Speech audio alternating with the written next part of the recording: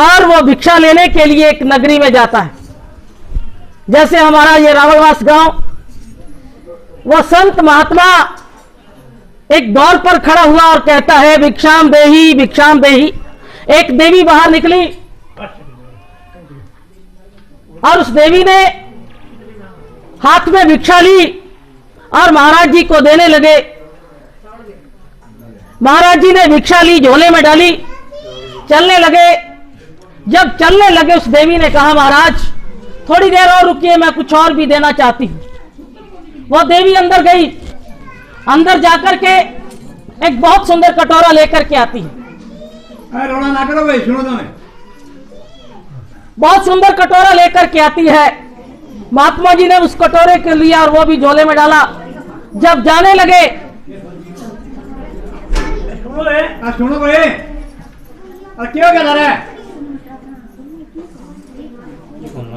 जब जाने लगे मेरी माता मेरी बहनों, तो उस देवी ने कहा महाराज आप इस कटोरे को देख तो लो एक बार, बड़ा सुंदर कटोरा मैंने आपके लिए बनाया है। महाराज जी ने कटोरा देखा और फिर झोले में डाला। उस देवी ने फिर कहा महाराज एक बार और देख ले, ये सोने का बना हुआ कटोरा और इसके बाहर हीरे और जवाहरात जड़े हैं। बड़ा बहुमूल्य कटोरा, बड़ा सोना, बड़ा सुंदर कटोरा, बड़ा कीमती कटोरा। महात्मा ने कहा कि अब मुझे बोलना पड़ा, अब मुझे जवाब देना पड़ा। देवी बहुमूल्य कटोरा होगा तेरे लिए, हीरे जवाहरात जड़े होंगे तेरे लिए, सोने का बना होगा कटोरा तेरे लिए, मेरे लिए नहीं। जब मैं घर से बाहर निकला था तो मेरे पास कुछ नहीं था। महाराज श्री जी बैठे हैं यहाँ। जब आप घर से निकले थे तो क्या हम कुछ लेकर के आए थे? महाराज श्री जी बैठे हैं और मुझे लगभग 35 साल हो गया इस चोले में। मैं कोई आज ही नहीं बनी, कोई मॉडर्न सन्यासी नहीं हूं, आपकी उम्र की हूं मैं। जब घर से बाहर आए थे तो कुछ भी नहीं था हमारे पास।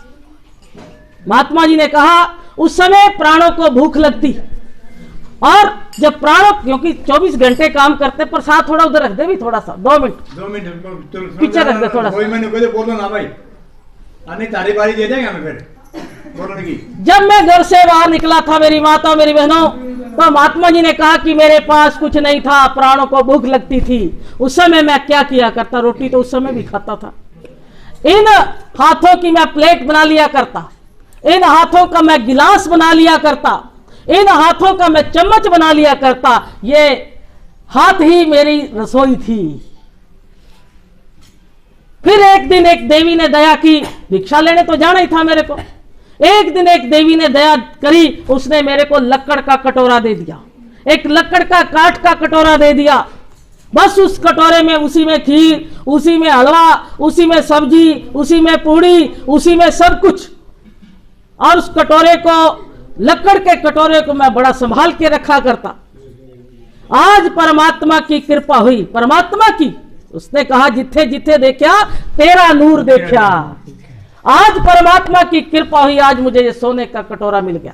इस कटोरे के साथ मेरा क्या संबंध है, मेरा रिश्ता क्या है? पहले लकड़ के कटोरे में ले लिया करता, हाथ में ले लिया करता, और आज सोने के कटोरे में भोजन खा लूंगा। और कोई रिश्ता नहीं है। मेरी माता मेरी बहनों, महात्मा जी जाने लगे। जैसे हमारे महाराज श्री जी बैठे हैं, सुजाता जी बैठी हैं, महात्मा जी जाने लगे भिक्षा लेकर के। पीछे पीछे एक चोर भी लग गया, पीछे पीछे एक चोर भी लग गया। महात्मा जी ने पीछे मुड़ करके देखा, आज दिन तक कोई मेरे पीछे नहीं आया। कौन आता है संतों के पीछे, कौन आता है महात्माओं के पीछे? संत कबीर साहब जी एक बात कहते हैं, क्या? कबीरा खड़ा बाजार में लिए लुकाठी हाथ, जो घर बारे अपना वो चले हमारे साथ। कौन आता है घर बार फूंक करके संत बनता है कोई? ये कपड़े वैसे ही नहीं पहन लिए कि 4 आने का रंग ले लिया और रंगवा लिए, इससे जीवन रंगा है संतों ने। और जब तक जीवन नहीं रंग जाता तब तक बात नहीं बनती। मेरी माता और मेरी बहनों, क्यों? पीछे पीछे महात्मा जी ने देख लिया। महात्मा जी ने कहा कि कटोरा तो मैंने देना ही है, ये तो, इसमें तो कोई दो राय वाली बात नहीं, चोर है, कभी भी ले सकता है, देख भी लिया इसने, लेकिन इस कटोरे के साथ मैं कुछ और भी देता चला जाऊं। जैसे महाराज श्री जी ने कहा कि सत्संग में आकर के हम कुछ ना कुछ ग्रहण करके जाए। मेरी माता मेरी बहनों, महात्मा जी ने दूर शमशान घाट के पास एक झोंपड़ा बना रखा है, वहां गए, हाथ मुंह धोया, हाथ मुंह धो करके भोजन ग्रहण किया और चोर गजारी के पीछे देख रहा है। क्या देख रहा है कि कब इस महात्मा की आंख लगे और कब मैं कटोरे को लेकर के 9 2 11 हो जाऊं। महात्मा जी भी देख रहे हैं, चोर भी देख रहा है। आखिर महात्मा जी हार गए। कभी कभी हार में भी जीत होती है। महात्मा जी हार गए। तेन त्यक्तेन भुंजिथा मां गृदा कस्य स्वेदनम। ये धन किसका है?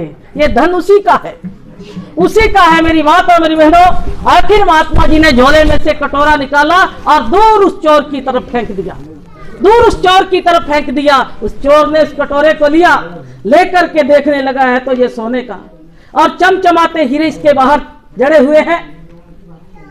दोनों एक दूसरे को देख रहे हैं। इसका नाम है सत्संग। जहां बुझे दीपक भी जल उठे, इसका नाम है सत्संग। बुझा हुआ दीपक के चोर और जलता जो है दिया है वो संत हैं। दोनों एक दूसरे को देख रहे हैं कांपते हाथों से। उस चोर ने कहा, महाराज क्या थोड़ी देर में आपका संग कर सकता हूं? क्या थोड़ी देर में आपके पास बैठ सकता हूं? महात्मा जी ने कहा, इसीलिए तो तुझे बुलाया था, इसीलिए तो तुझे यहां बुलाया था। चोर कटोरे को लेकर के कांपते हाथों से बैठा है, हाथ कम कपा रहे हैं, डर रहे हैं कि कहीं पुलिस में ना पकड़वा दे।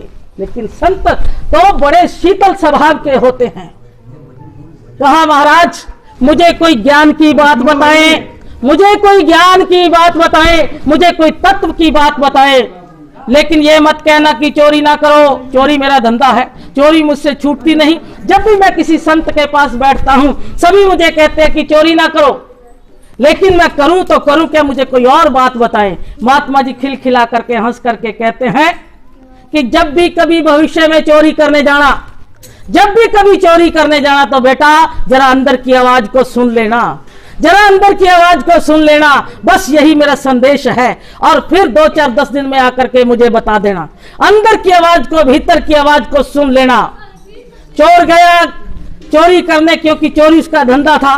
किसी महल में चोरी करने गया, अंदर से आवाज आती है, खबरदार चोरी करना, जरा होश से चोरी करना, चोरी करना, जरा अंदर की आवाज को सुन लेना।